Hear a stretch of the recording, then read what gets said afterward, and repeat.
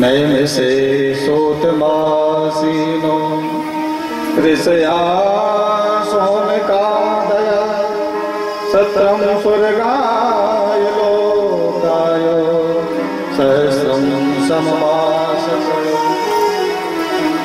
NAM शरण में सोनकादि ऋषि बैठे थे और सूर्य जी से 6 प्रश्न किए हैं, जिसमें पहला प्रश्न किया है कि मानव का कल्याण कैसे होगा। बहुत ध्यान से सुनना।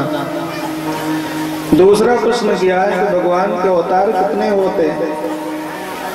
तीसरा प्रश्न किया है कि भगवान के अवतारों का प्रयोजन क्या है।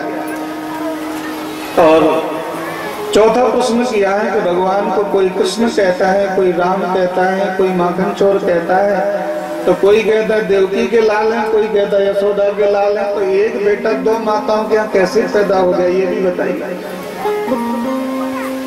और छठवां और अंतिम प्रश्न किया है ब्रूहि योगेश्वरे कृष्ण धर्मणे धर्म परमणि स्वाम मदनोपेते धर्माकं शरणं गता। ब्रूहि योगेश्वरे कृष्णे ब्रह्मणे धर्म परमणि स्वाम काष्ठामतनोपेतं धर्माकं शरणं गता।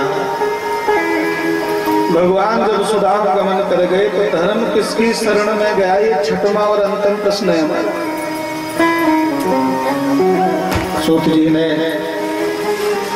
शौनकादि ऋषियों के मुख से ये 6 प्रश्न सुने हैं, गदगद हो गए हैं। कहते तुमने जो प्रश्न किए ना वो अपने लिए नहीं किए। मानव का कल्याण कैसे होगा, ये पहला प्रश्न था। शायद शौनकादि ऋषि ये पूछते कि हमारा कल्याण कैसे होगा, तो सूत जी नहीं बताते। ये श्री राधे बोलिए, श्री राधे। ये पूछा कि मानव का कल्याण कैसे होगा, इसलिए बताने लगे। और उसके पहले अपने गुरुजी के चरणों में प्रणाम किया है। शौनकादि बोले कि आपके गुरुजी कौन है। बोले हमारे गुरुजी हैं सुखदेव जी। और सुखदेव जी के जन्म की कथा मैंने आपको पहले सभी कथाओं में सुनाई है।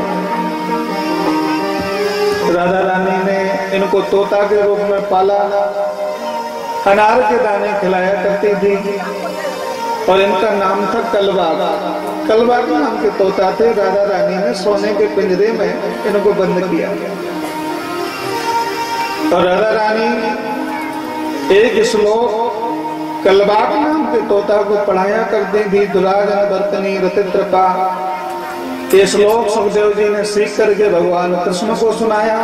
और कृष्ण ने जब पूछा कि ये श्लोक तुमको किसने सिखाया, तो बोले गुरुजी का नाम नहीं लिया जाता, हमारी गुरुजी ने पढ़ाया हमको। तो हमारी गुरुजी राधा रानी।